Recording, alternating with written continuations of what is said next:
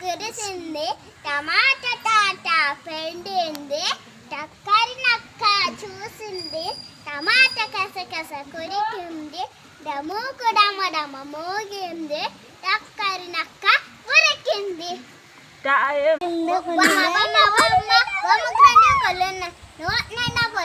లడ్డులు చేసి డబ్బాల పెట్టి నల్లరేఖ చూస్తే డబ్బా ఖాళీ డమ్ డమ్ డమ్ బొమ్మని